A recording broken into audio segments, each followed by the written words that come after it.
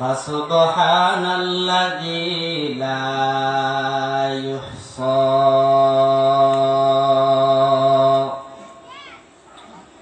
امتنانه باللسان ولا بالقلم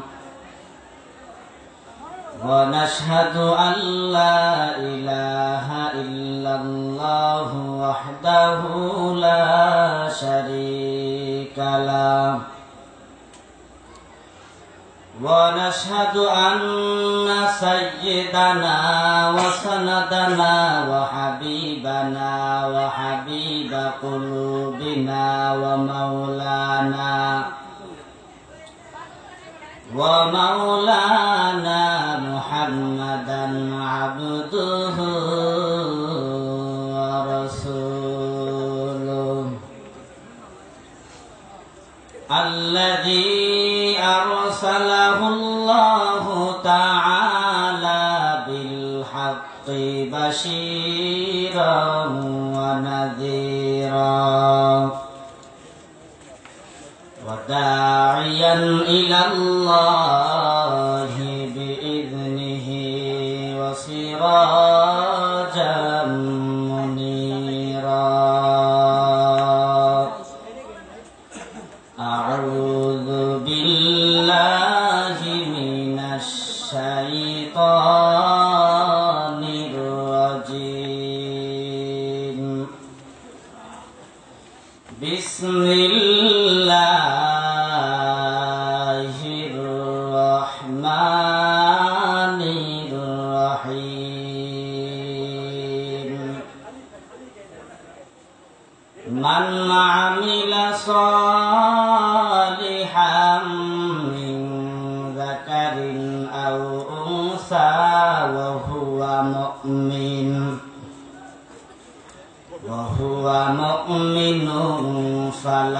فلنحيينه حياة طيبة ولنجزينهم أجرهم بأحسن ما كانوا يعملون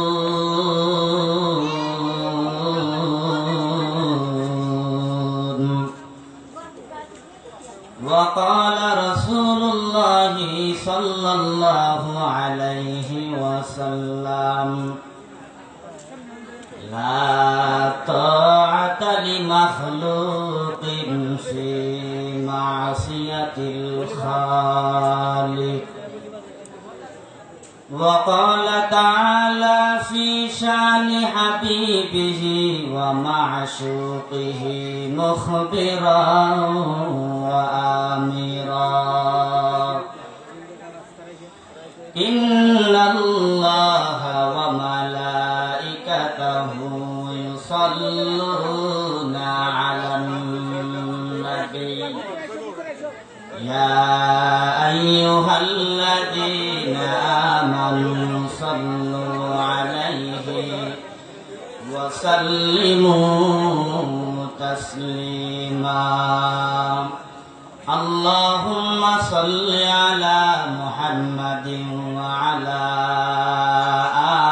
آل محمد كما صليت على إبراهيم وعلى آل إبراهيم إنك حميد مجيد اللهم بارك على محمد وعلى آل محمد كما باركت على إبراهيم وعلى آل إبراهيم إنك حميد مجيد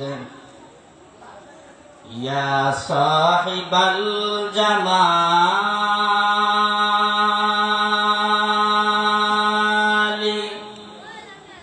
ويا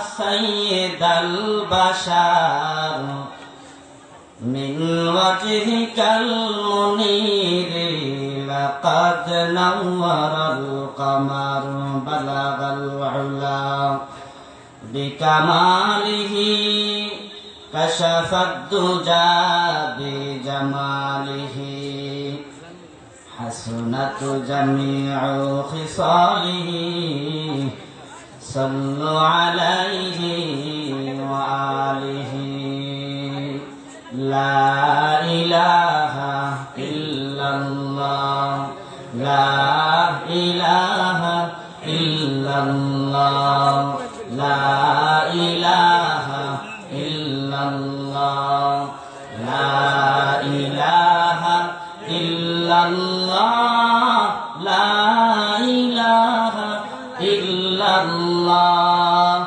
لا إله إلا الله لا إله إلا الله لا إله إلا الله لا إله إلا الله لا إله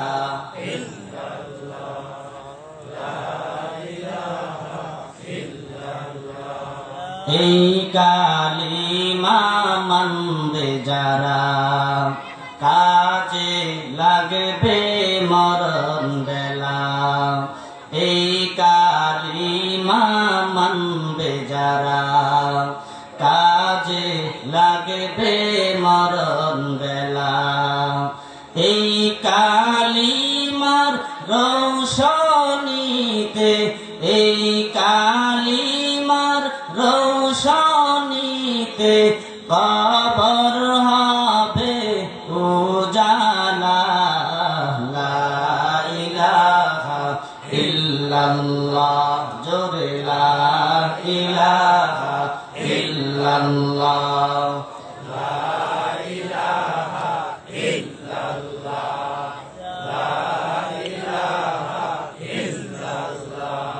বহু দূরে মাদিনা কেমনে যাব জানি না বহু দূরে মাদিনা কেমনে যাব জানি না দয়াল আল্লাহ দয়া কর দয়াল আল্লাহ দয়া কর পুরাও মনের বাসনা লা ইলাহা ইল্লাল্লাহ লা ইলাহা ইল্লাল্লাহ লা ইলাহা ইল্লাল্লাহ লা ইলাহা ইল্লাল্লাহ মুহাম্মাদুর রাসূলুল্লাহ সাল্লাল্লাহু আলাইহি ওয়াসাল্লাম तकबीर में कलमा में नमाज में अज़ा में तकबीर में कलमा में नमाज में अज़ा में है नाम इलाही से मिला नाम मोहम्मद है नाम इलाही से मिला नाम मोहम्मद फरमाते हैं आदम को मुझे खुल्द तरी में फरमाते हैं आदम को मुझे खुल्द तरी में लिखा हुआ तो बाब मिला नाम मोहम्मद लिखा हुआ तो बाब मिला नाम मोहम्मद এ দুনিয়া মিছে গলে ভাই শুধু আশার খেলাঘর চোখ বুঝিলে দেখবি রে মনকে আপন আর কে বাপর কোথা থেকে আগমন কোথা যেতে হবে রে কে আনিল কি কারণে জানা নাই ভবেতে सुनो हाफिज बतू गोयाम কেবল তাজা নমি মানাত আগার মানাত সবে দিগার নমি মানাদ দিফত কণ্ঠে হাফিজ কহে ফুল তাজা কি রয় কখনো এক রাত্র কি দুরাত্র হে ভুল বুঝিস না তোর জীবন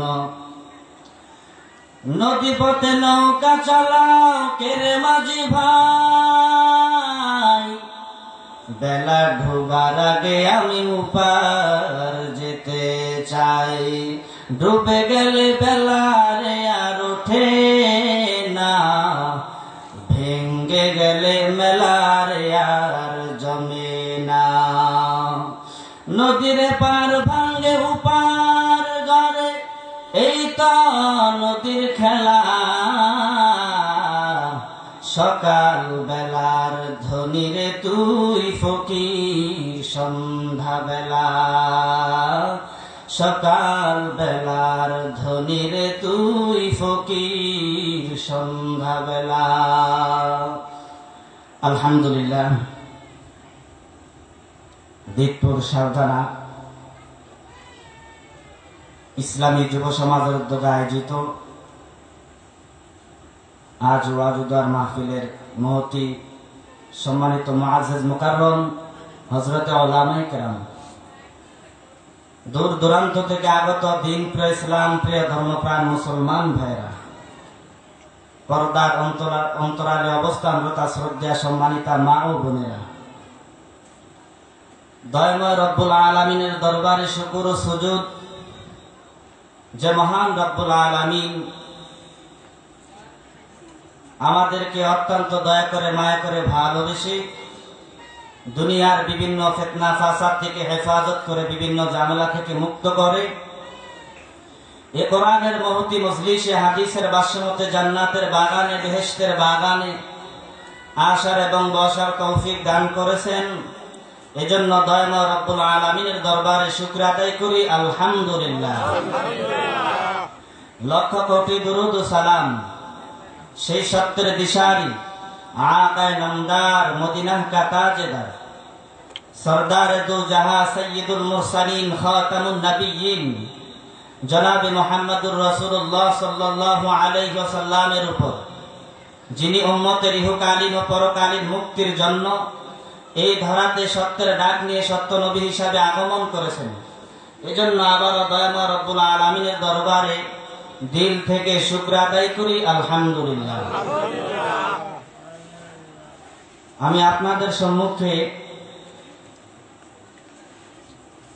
মানবতার মুক্তির সনদ মহাগ্রন্থ আল কোরআনুল কারীম থেকে একখানা আয়াতে কারিমা তিলাওয়াত করেছি। তেলাওয়াতকৃত আয়াতকে সামনে রেখেই কিছু আলোচনা করতে চাই। আল্লাহ পাক তৌফিক দান করুন। তিলাওয়াতকৃত আয়াতের আলোচনা শুরু করার পূর্বে ভূমিকা থেকে কিছু কথা, তা হলো এই: আজ সারা পৃথিবীতে অশান্তি আর অশান্তি। তার পিছনে একটাই কারণ, মুসলমানরা আজ কোরআন থেকে অনেক দূরে সরে গেছে। ইতিহাস প্রমাণ করে এ কোরআন এমন একটি কিতাব, এ কোরআনের সাথে যারা সম্পর্ক রাখে, এ কোরআন পড়ানেওয়ালা, এ কোরআন যেখানে শিক্ষা দেওয়া হয়, যে মাদ্রাসায় শিক্ষা দেওয়া হয়, ওই মাদ্রাসার সাথে যদি কেউ সম্পর্ক রাখে, বিশ্বনবী সাল্লাল্লাহু আলাইহি ওয়াসাল্লাম বলেন, তার মতো দামি মানুষ এ পৃথিবীতে আর কেউ হতে পারে না। শুধু তাই নয়, এ কোরআন এমন একটি দামি সম্পদ, এই কোরআনের তিলাওয়াত শুনে হাজার হাজার কাফের বেঈমান কালিমা পড়ে মুসলমান হয়েছে। তার একটা দৃষ্টান্ত,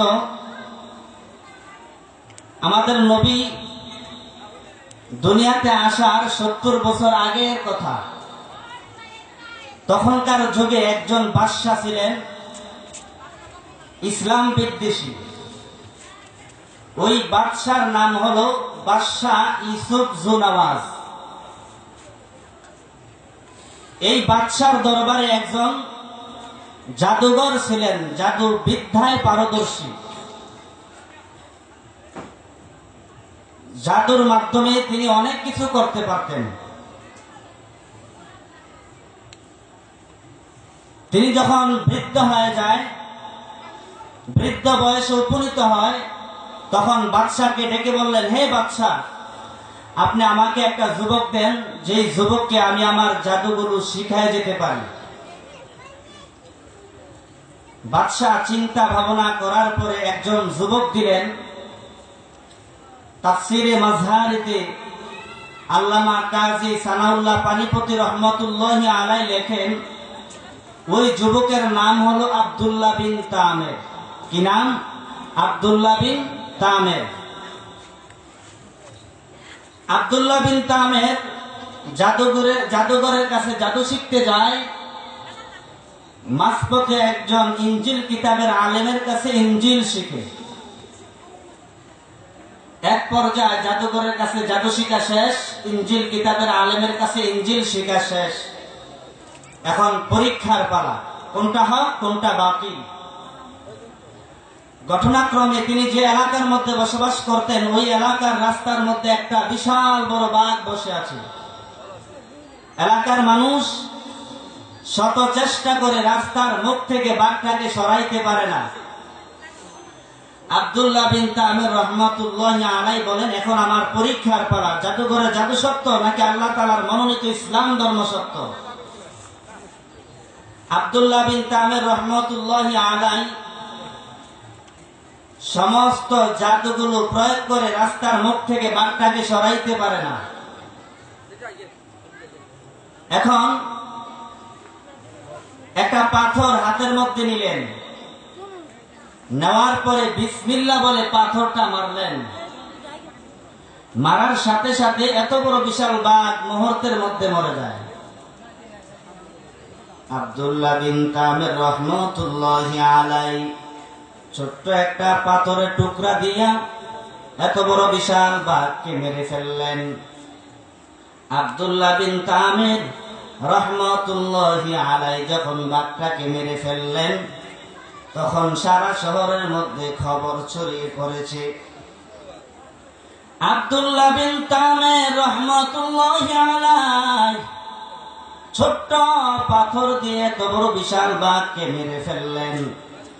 এই খবরটা যখন সারা শহরের মধ্যে ছড়িয়ে পড়ে, তখন মানুষগুলো আব্দুল্লাহ বিন তামেরের কাছে চলে আসেন ভালো হওয়ার জন্য।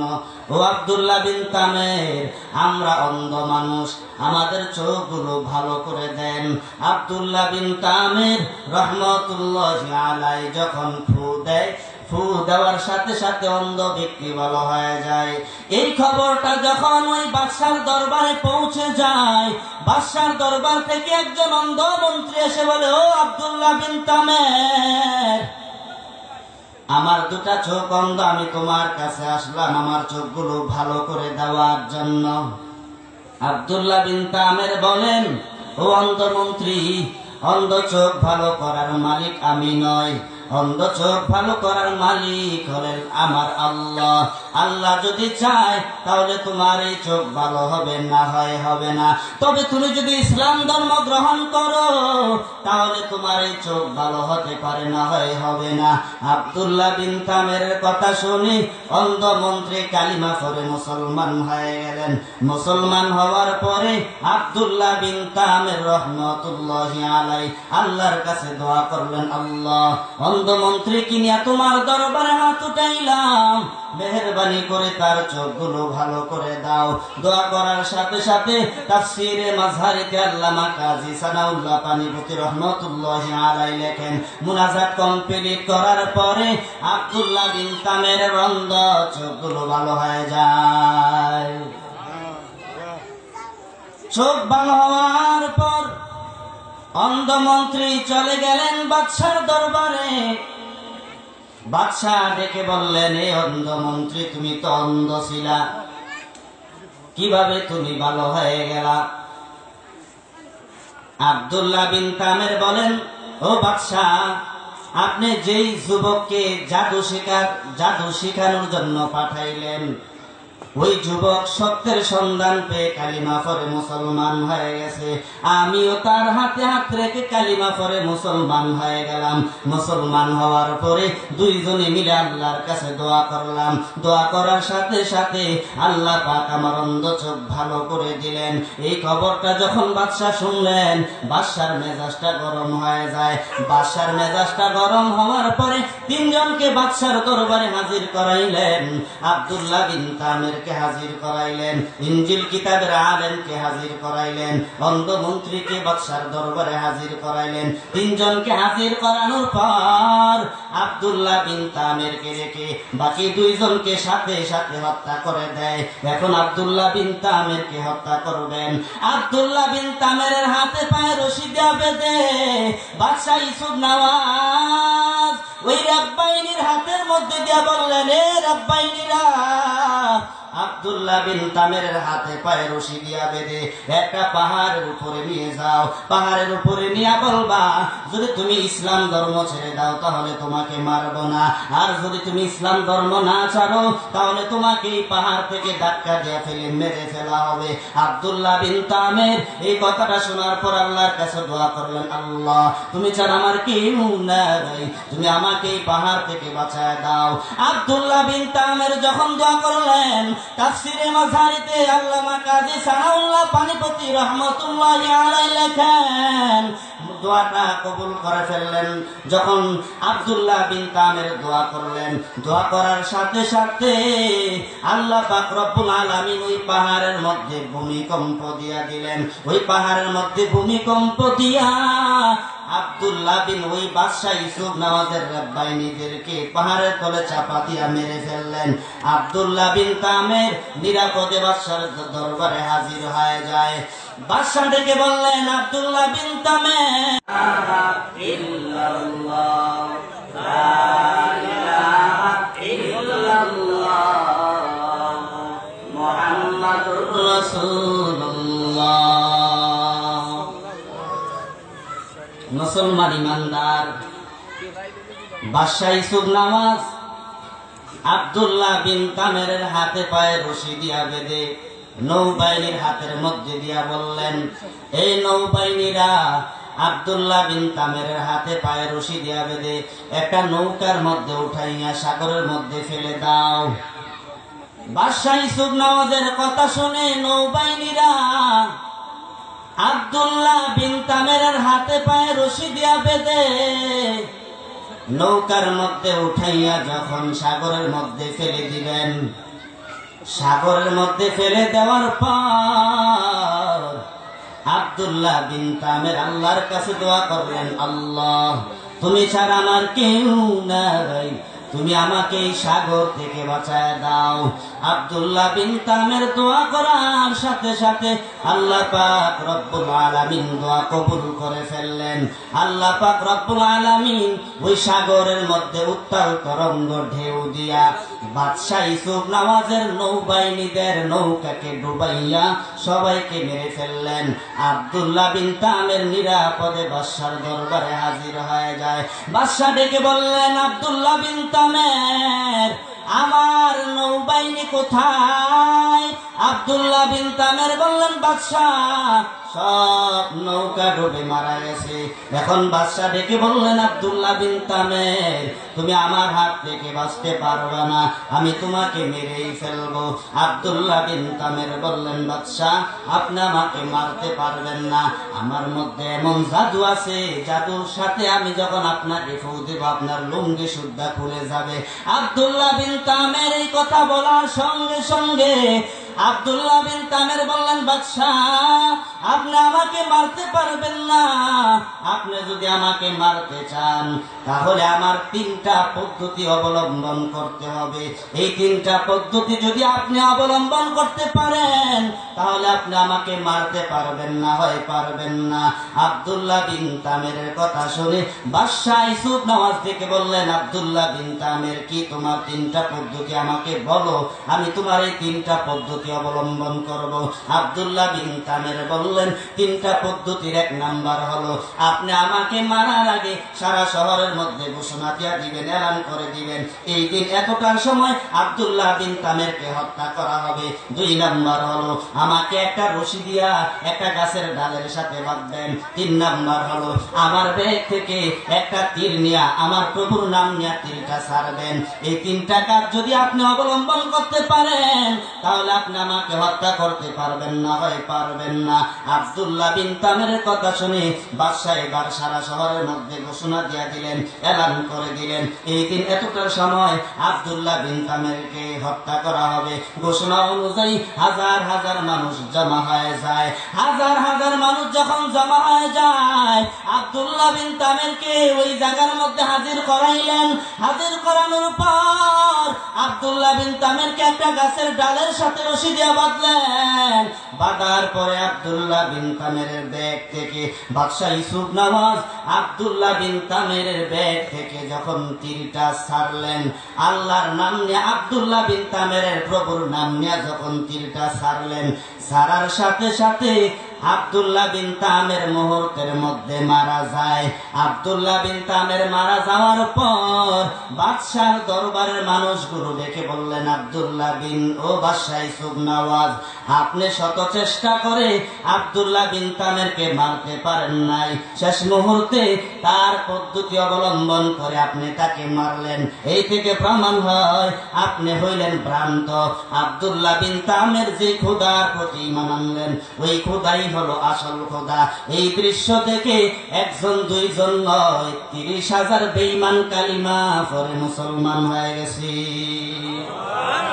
মুসলমানি বুয়াদে দরদান নেহাদারান আইনানে খুদবতস্তে খাজদাদান গর্ব সুরত আদমি ইনসাবুদে আহমদ জাহল হাম এক সাবুদে আদমিরা আদমি আদলাজমাস তেরা গারবুনা বাসদ হাই জামাস।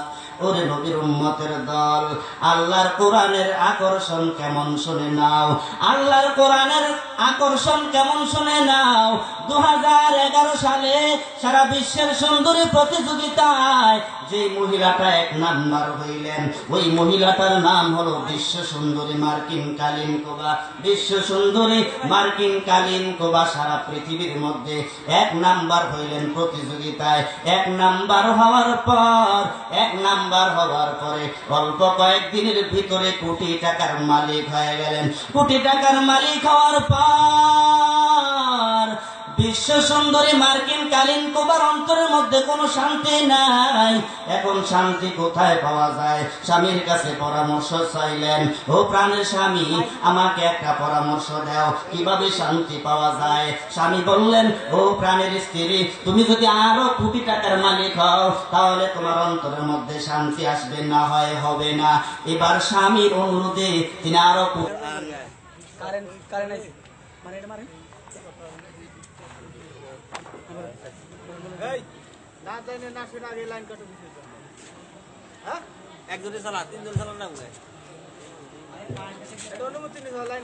মুসলমান বন্ধুর পরামর্শ অনুযায়ী মুসলমান বন্ধু পরামর্শ দিলেন, বিশ্ব সুন্দরী, তুমি যদি শান্তি পেতে চাও তাহলে মুসলমান ধর্মের মধ্যে একটা গ্রন্থ আছে আল কোরআন। এই কোরআনটা পড়তে শুরু করো, দেখবা তোমার অন্তরের মধ্যে শান্তি চলে আসবে। মুসলমান বন্ধুর পরামর্শ অনুযায়ী বিশ্ব সুন্দরী মার্কিন কালিনকোভা কোরআন পড়তে শুরু করলেন। 3 মাস পর্যন্ত কোরআনের উপরে মেহনত চালাইলেন। যেই দিন বিসমিল্লাহ বলতে শিখলেন ওই দিন থেকে অন্তর থেকে অর্ধেক অশান্তি দূর হয়ে যায়। এবার বিশ্ব সুন্দরী মার্কিন কালিনকোভা সিদ্ধান্ত নিলেন জীবনে আর কোনোদিন মন্দ কাজ করবে না। কিন্তু তিনি সিনেমার কাজ করতেন, সিনেমার কাজ। ওইদিকে অনেক সিনেমার কাজগুলো বাকি আছে। সর্বশেষে একটা সিনেমা আছে, 5 মিনিট অভিনয় করলে সিনেমাটা মুক্ত হয়ে যাবে। 5 মিনিট অভিনয় করলে সিনেমাটা মুক্ত হয়ে যাবে। স্বামী রিকোয়েস্ট করলেন, বিশ্ব সুন্দরী 5 মিনিট অভিনয় করে সিনেমাটাকে মুক্ত করে দাও। বিশ্ব সুন্দরী মার্কিন কালিন কুবা সিদ্ধান্ত নিলেন জীবনে আর কোনোদিন মন্দ কাজ করবে না। কিন্তু তিনি মন্দ কাজ করবে না, কিন্তু স্বামীর অনুরোধ রক্ষা করার জন্য এখন অভিনয় করবেন। অভিনয়টা হলো পাহাড়ের উপর থেকে পানির সাথে তাল মিলাইয়া নিচের দিকে নামবে, তবে গায়ের মধ্যে 2 জায়গা ব্যতীত কোনো পোশাক থাকতে পারবে না। বিশ্ব সুন্দরী মার্কিন কালিন কুবা অভিনয় করার জন্য অভিনয় স্পটে ঢুকে গেলেন। অভিনয় স্পটে ঢুকার পর চতুর্দিক থেকে ভিডিও ক্যামেরাগুলো তাক করে তাকিয়ে আছে। অল্প কিছুক্ষণের মধ্যেই অভিনয় শুরু হয়ে যাবে। এমন সময় কানের গোড়ায় কে যেন আয়েশা আল্লাহর কোরআন মধুর সুরে তেলাওয়াত করে শোনাইয়া দিয়া বললেন, আর রহমান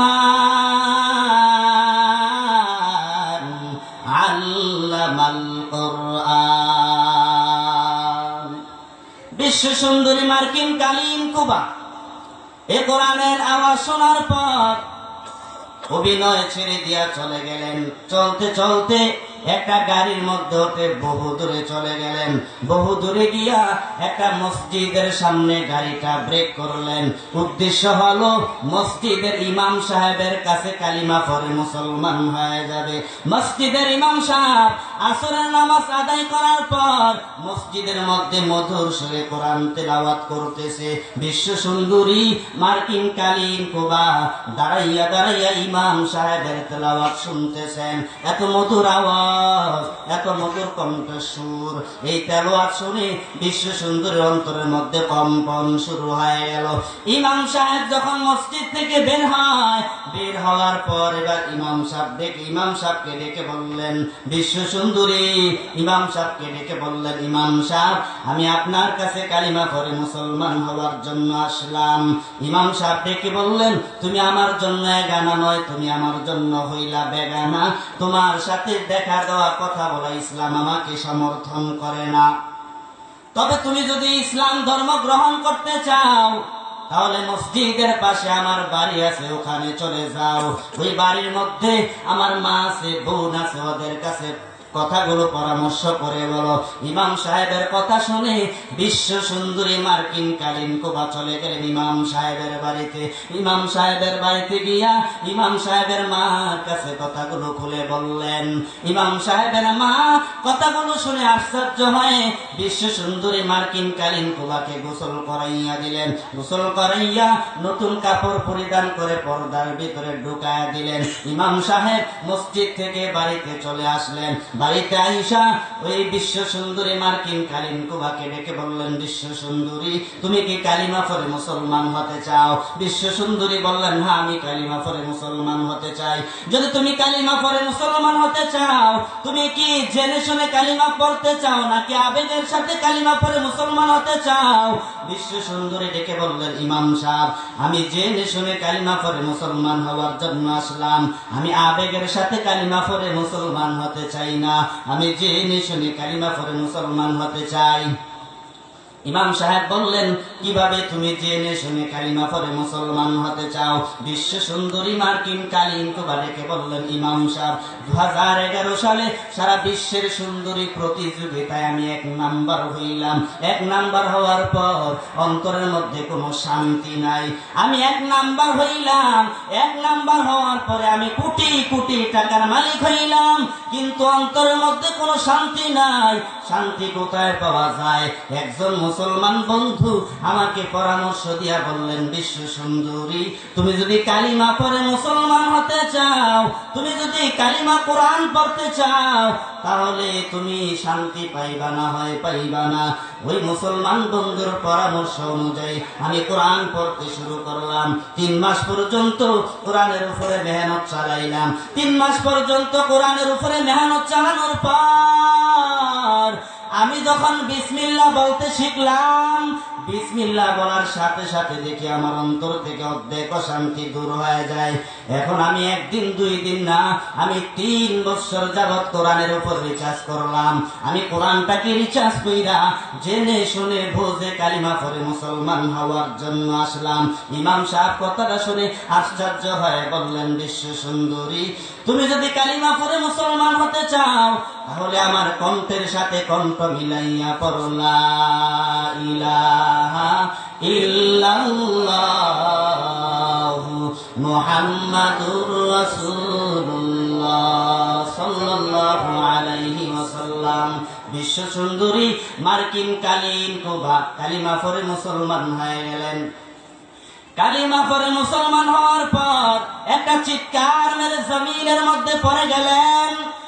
চিৎকার মেরে জমিনের মধ্যে পড়ে যাওয়ার পর তিনি বেহুশ হয়ে পড়ে রইলেন। অল্প কিছুক্ষণ যখন তার জ্ঞান ফিরে আসলো, তখন ইমাম সাহেব ডেকে বললেন, বিশ্ব সুন্দরী, তুমি কালিমা পড়ে মুসলমান হওয়ার পরে চিৎকার মেরে জমিনের মধ্যে পড়ে গেলে কেন?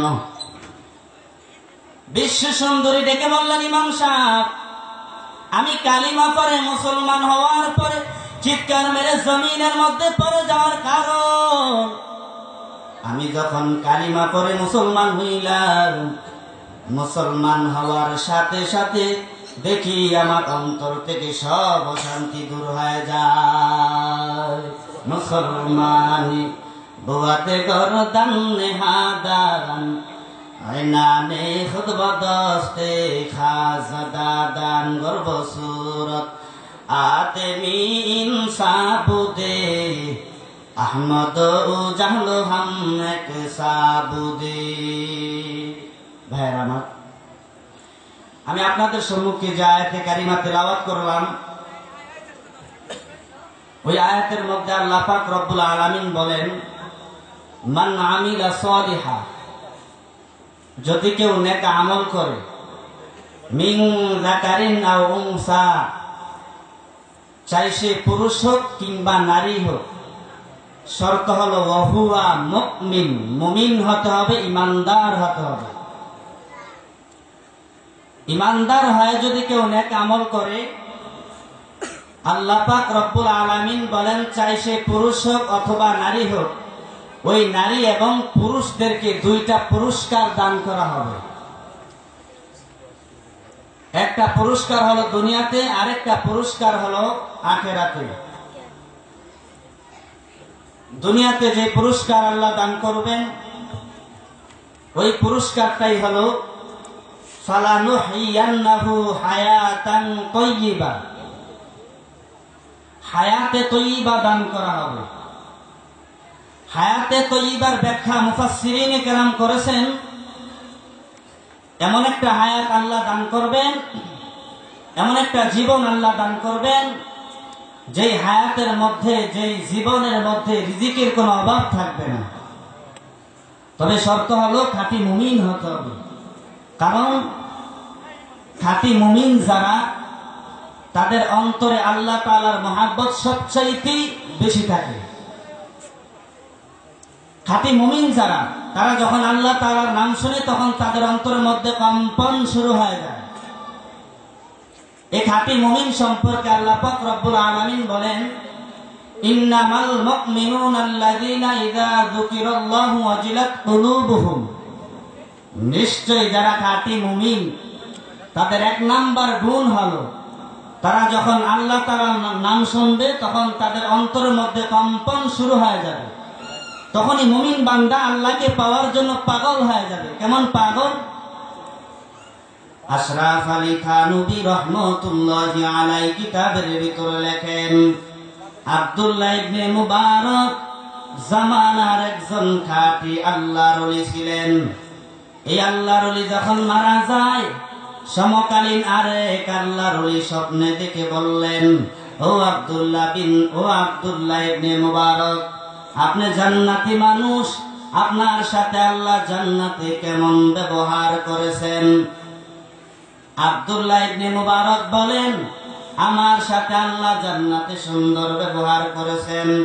তবে আশ্চর্যের বিষয়, আমার বাড়ির পাশে একটা কামারের ঘর, যেই কামার দিন রাত 24 ঘন্টা হাতুড়া দিয়ে দাও কোদাল কাছে বানায়, ওই কামারের সাথে আল্লাহ সুন্দর ব্যবহার করেছেন। কথাটা শুনে আল্লাহর ওলির ঘুম ভেঙে গেল। ঘুম থেকে উঠে দৌড়ায় কামারের বাড়ির দিকে। ঘরের দরজার সামনে গিয়ে আওয়াজ দেয়, এই ঘরের মধ্যে কে আছো, বের হয়ে আসো। ঘরের ভিতর থেকে সন্তানেরা বের হয়ে আসলেন। আল্লাহর ওলি ডেকে বললেন, ও সন্তানেরা, তোমাদের বাবা গোপনে কি আমল করেছে একটু জানতে চাই।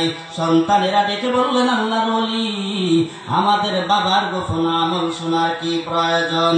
আল্লাহর ওলি ডেকে বললেন, তোমাদের বাবার সাথে আল্লাহ সুন্দর ব্যবহার করেছেন, কি আমল করার কারণে করেছেন আমার জানা নাই, একটু বলো তোমাদের বাবা গোপনে কি আমল করেছেন। সন্তানেরা ডেকে বলেন, আল্লাহর ওলি, আমাদের বাবা গোপনে কি আমল করেছে আমাদের জানা নাই, তবে আমাদের মা জানতে পারে, আমাদের মাকে জিজ্ঞাসা করতে পারেন। আল্লাহর ওলি ডেকে বললেন, ও সন্তানেরা, তোমাদের মাকে পর্দার ভিতরে হাজির করা দাও। মাকে পর্দার ভিতরে হাজির করা হয়। আল্লাহর ওলি ডেকে বললেন, ও মা, আপনার স্বামী গোপনে কি আমল করেছে একটু বলেন। মহিলা ডেকে বললেন, আল্লাহর ওলি, আমার স্বামী গোপনে দুইটা আমল করতো। এক নাম্বার আমল হলো, মসজিদের মিনারায় মুয়াজ্জিন যখন আযান দেয়, তখন আমার স্বামী দেরি করে না, দুনিয়ার সব কাজকর্ম বন্ধ করে নামাজের জন্য দাঁড়ায় যায়। নামাজের জন্য দাঁড়াইয়া আমার স্বামী থর থর করে কাঁপে আর ডেকে বলে, আল্লাহ, আমি কামারের কাজ করি, এই জন্য মানুষ আমাকে কামার বলে ডাকে। মানুষ যখন আমাকে কামার বলে ডাক দেয়, তখন আমার অন্তরের মধ্যে অনেক কষ্ট যায়। ও আল্লাহ, তুমি কি হাসরের মাঠে আমাকে কামার বলে ডাক দিবা নাকি? তুমি যদি আমাকে কামার বলে ডাক না দিয়া একবার যদি গোলাম বলে ডাক দাও, তাহলে আমার অন্তর ঠান্ডা হয়ে যাবে। ও আল্লাহর ওলি, এই হলো আমার স্বামীর এক নাম্বার আমল।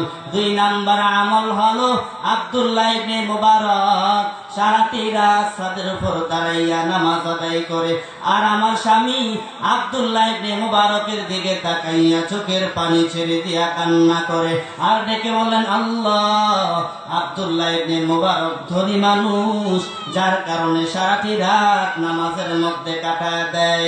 আমি যদি ধনী মানুষ হইতাম, তাহলে আমিও সারাটি রাত নামাজের মধ্যে কাটাইয়া দিতাম।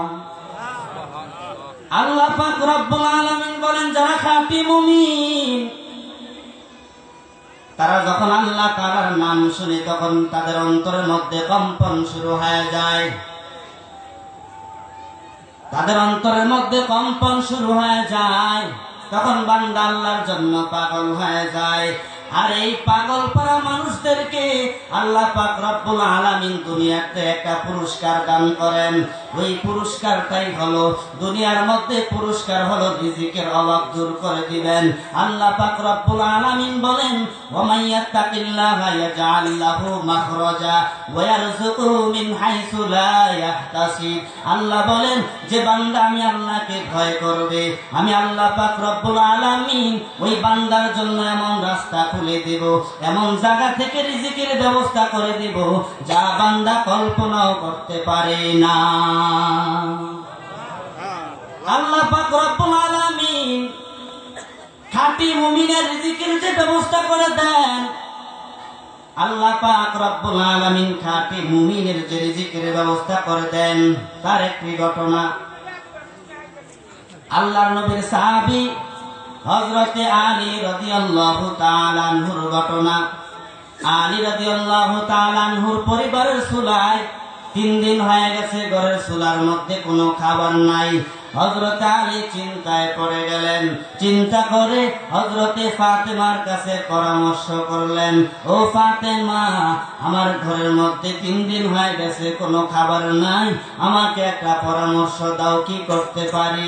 হযরতে ফাতেমা রাদিয়াল্লাহু তাআলা আনহা ডেকে বললেন, প্রাণের স্বামী, আপনার চিন্তা করার কোনো কারণ নাই।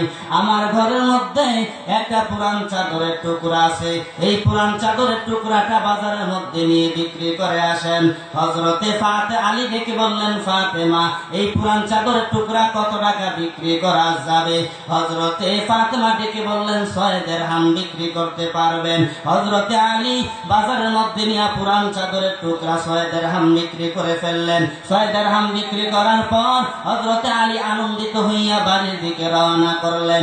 আল্লাহ পাক রব্বুল আলামিন হযরতে আলীকে পরীক্ষা করতে চায়, আলীর অন্তরে আল্লাহর মহাব্বত বেশি নাকি স্ত্রী সন্তানের প্রতি মহাব্বত বেশি।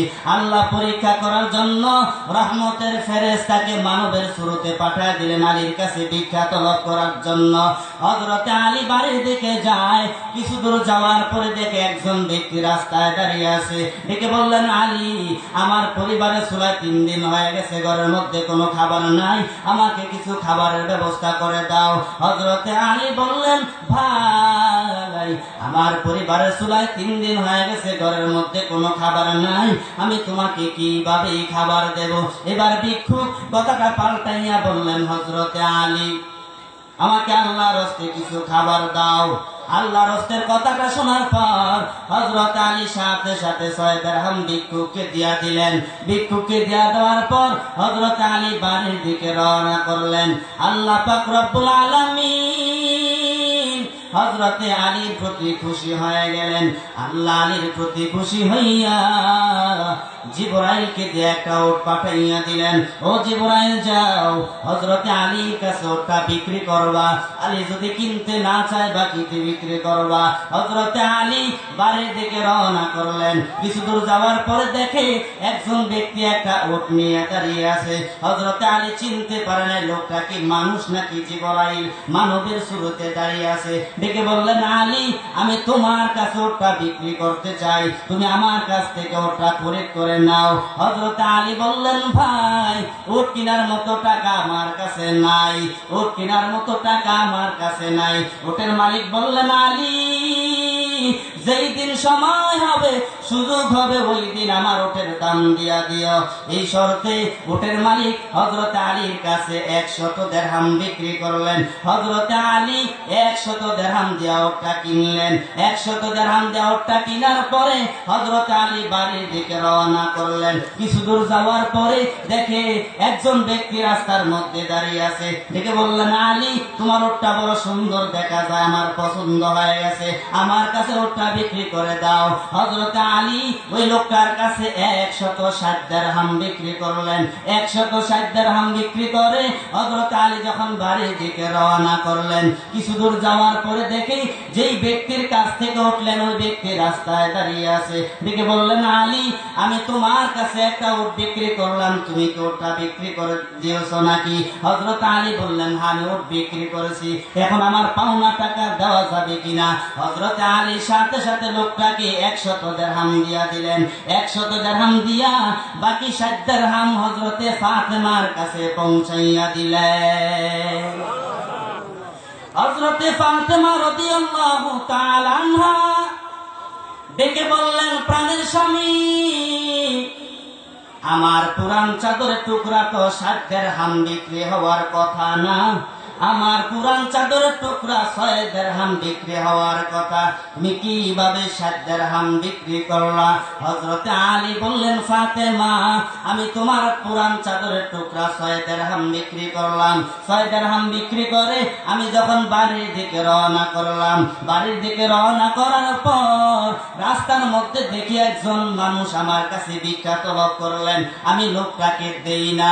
দ্বিতীয়বার লোকটা আল্লাহর রাস্তের কথা বললেন, আল্লাহর রাস্তের কথাটা বলার সঙ্গে সঙ্গে আমি তাকে 6 দিরহাম দিয়া দিলাম। 6 দিরহাম দিয়া দেওয়ার পর আমি যখন বাড়ির দিকে রওনা করলাম, বাড়ির দিকে রওনা করার পরে দেখি একজন ব্যক্তি একটা উট নিয়ে দাঁড়িয়ে আছে। আমাকে ডেকে বললেন, আলী, আমি তোমার কাছে ওটা বিক্রি করতে চাই। আমি বললাম, ভাই, উট কেনার মতো টাকা আমার কাছে নাই। উটের মালিক বললেন, আমি তোমার কাছে বাকিতে বিক্রি করব। উটের মালিক আমার কাছে 100 দিরহাম বিক্রি করলেন। আমি 100 দিরহাম দেওয়াটা খরিদ করলাম। আমি 100 দিরহাম দেওয়াটা কিনলাম। কিনে যখন আমি উটের লাগাম ধরে সামনের দিকে গেলাম, গিয়া দেখি দেখি একজন ব্যক্তি রাস্তায় দাঁড়িয়ে আছে। ডেকে বললেন, আলী, তোমার উটটা বড় চমৎকার দেখা যায়, আমার কাছে বিক্রি করে দাও। আমি লোকটার কাছে 160 দিরহাম বিক্রি করলাম। 160 দিরহাম বিক্রি করে আমি বাড়ির দিকে রওনা করলাম। যে ব্যক্তির কাছ থেকে উট কিনলাম ওই ব্যক্তিকে 100 দিরহাম দিয়া বাকি 60 দিরহাম তোমার কাছে পৌঁছাইয়া দিলাম। হযরতে ফাতেমা রাদিয়াল্লাহু তাআলা আনহা চোখের পানি ছেড়ে দিয়া কান্নাকাটি করে বলে, প্রাণের স্বামী, আপনি কার কাছ থেকে উট কিনলেন, কার কাছে ওটা বিক্রি করলেন? বিষয়টা না জানা পর্যন্ত আমার অন্তর পরিষ্কার হবে না। যদি বিষয়টা জানতে হয় তাহলে চলুন আপনার শ্বশুরের কাছে আমি যাই, আমার আব্বাজানের কাছে। আব্বাজানের কাছে গেলে বিষয়টা বলে দিতে পারবেন। হযরতে আলী আর ফাতেমা পয়গম্বরের কাছে হাজির হয়ে গেলেন। পয়গম্বরের কাছে হাজির হওয়ার পর আল্লাহর পয়গম্বর ডেকে বললেন, ফাতেমা, তোমার স্বামী হযরতে আলী তোমার পুরান চাদর টুকরা বাজারের মধ্যে নিয়ে 6 দিরহাম বিক্রি করলেন। 6 দিরহাম বিক্রি করে হযরতে আলী যখন বাড়ির দিকে রওনা করলেন, আল্লাহ পাক রব্বুল আলামিন হযরতে আলীকে পরীক্ষা করতে চায়। আলীর অন্তরে আল্লাহর মহাব্বত বেশি নাকি স্ত্রী সন্তানের প্রতি মহাব্বত বেশি? আল্লাহ পরীক্ষা করার জন্য রহমতের ফেরেশতাকে মানবের সুরতে পাঠিয়ে দিলেন আলীর কাছে ভিক্ষা তলব করার জন্য। হযরত আলী যখন বাড়ির দিকে যায়, যাওয়ার পরে দেখে একজন ব্যক্তি ভিক্ষা তলব করলেন, হযরত আলী দেয় না। দ্বিতীয়বার যখন আল্লাহর হস্তের কথা বললেন, হযরত আলী সাথে সাথে 6 দিরহাম দিয়া দিলেন। 6 দিরহাম দিয়া দেওয়ার পরে আল্লাহ পাক রব্বুল আলামিন হযরত আলীর প্রতি খুশি হয়ে গেলেন। আল্লাহ পাক আলীর প্রতি খুশি হইয়া জিবরাইলকে দিয়ে একটা উট পাঠাইয়া দিলেন, ও জিবরাইল যাও হযরতে আলীর কাছে ওটা বিক্রি করবা। হযরতে আলী জিবরাইলের কাছ থেকে 100 দিরহাম দিয়ে ওটা কিনলেন। 100 দিরহাম দিয়ে ওটা খরিদ করে হযরতে আলী যখন বাড়ির দিকে রওনা করলেন, বাড়ির দিকে রওনা করার পর হযরতে আলী উট বিক্রি করবে। কার কাছে বিক্রি করবে? কোনো মানুষ নাই। আল্লাহ পাক রব্বুল আলামিন হযরত আলীর কাছ থেকে উট কেনার জন্য মিকাইলকে পাঠায়া দিলেন, ও মিকাইল যাও হযরত আলীর কাছে ওটা, হযরত আলীর কাছ থেকে ওটা কিনবা। মিকাইল এসে হযরত আলীর কাছ থেকে 160 দিরহাম দিয়ে ওটা কিনলেন। হযরত আলী মিকাইলের কাছে 160 দিরহাম ওটা বিক্রি করলেন। 160 দিরহাম বিক্রি করে উটের মালিককে 100 দিরহাম দিয়া বাকি 60 দিরহাম তোমার কাছে পৌঁছাইয়া দিলেন। हकीकत से तो दुनिया बेखबर है, दुनिया की नुमाइश पर नजर है। नुमी गुयाम के आज दुनिया जुदा बाश, बहर कार के बाशी बा खुदा बाश। चिस्ते दुनिया आज खुदा गाफिल बुदान, नए कमाशुन रहो फर जिंदजान। आब दर किश्ती हालाके किश्तियास, आब अंदर धीरे किश्ती पुश्तियास। ও মুসলমান নবীর উম্মতের দল, সাহাবায়ে কেরামের ঈমান কত মজবুত। ঘরের চুলায় 3 দিন হয়ে গেছে, ঘরের মধ্যে কোনো খাবার নাই, তারপর আল্লাহর না শুকরিয়া আদায় করে না।